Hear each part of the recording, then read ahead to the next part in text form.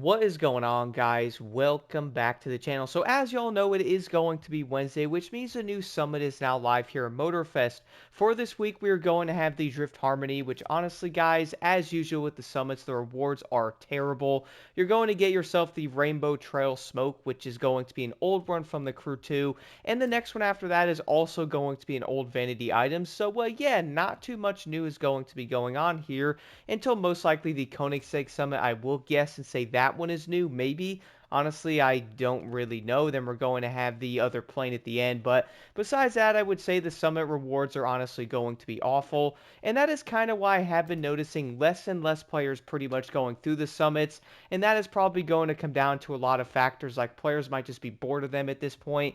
One thing I did notice, last week's summit was actually going to have 110,000 base rank players. But if you went and checked two of the events, I think it was one event and one skill to be exact, they were like 43,000 or something on both of them. So yeah, it was a pretty low number. But I do have a feeling that is most likely going to continue to happen with how these summits are. They are honestly just kind of getting boring in some ways to a lot of people. I feel like that can come down to like the overall rewards you're getting, and then how sweaty some of the summits are also becoming for some of the items, and maybe players just don't really care for it anymore. Besides that, though, we are going to have an escape, a slalom, and a bullseye. Besides that, guys, we're going to have three of the drift events basically focus on the gymkhana type of thing.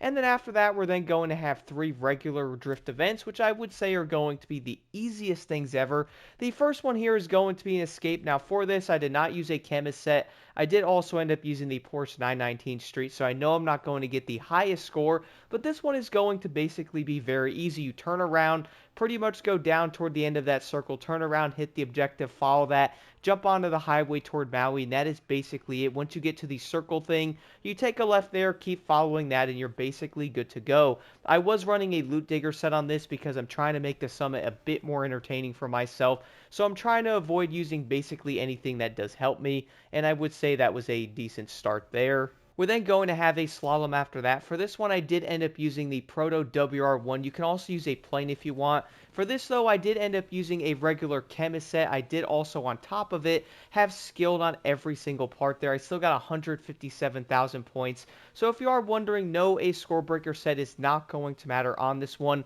unless you're probably going to be searching for another 300 points. Is it worth it? Not really, if you ask me. We're then going to have a bullseye. This is also going to be a very simple one. Jump in any ground vehicle of your choice, guys, and after that, pretty much go through the smaller circles.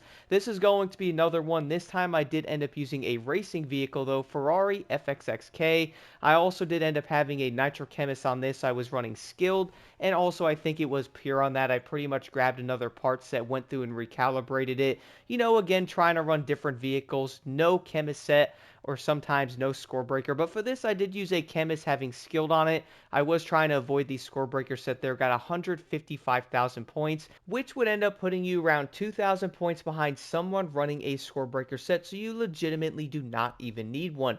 Besides that, though, moving over to the top events here, the first one is a vehicle loaned. Basically, jump in, guys. Make sure you are going to be running the legend points on the Hothead and Slippery.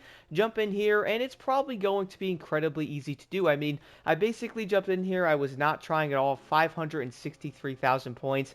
Got me basically a maxed out score of 157k. So, yeah, it's most likely going to be fairly simple. Airport Terminal D, though, is going to be one of the events from the Crew 2. It looks like they're so hyped up on the Crew 2 that they got to add one of the events into this, even though it's technically not the same thing. But it kind of makes me want to go back and play the Crew 2. For this, though, I did end up using the Ford Crown Victoria Limousine. Yes, if you are wondering, you heard that right. I was also not running the regular Slippery and Hothead to give you like 180 on this.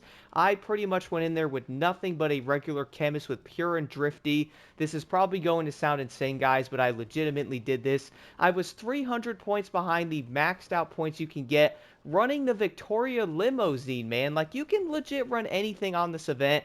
You can easily get a maxed out score, and you also don't have to go insane with it. Top scores are going to be around 600,000 points. I got around 374,000, legitimately putting me 300 points behind using a limousine, bro. Legit, whatever you really want to use.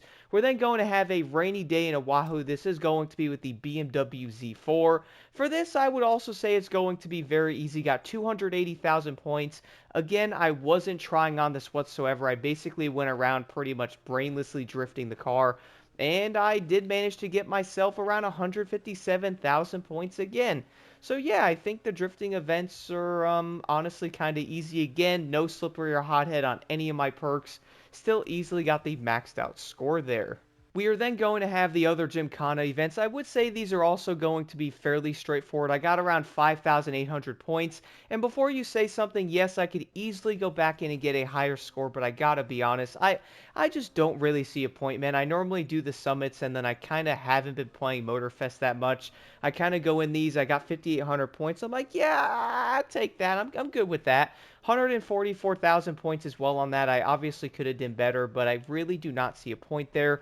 The next one's going to be with the N5. I got around 8,460 points, 129,000 on this. I would say you could probably easily get 150k on each one if you want to go in, practice getting the combos and stuff like that, but I don't know, man. I just don't really have the desire to do it with these summits. They're just honestly kind of boring. But the next one is going to be the BMW. You could pick a drift version of that. I used the Z4 again.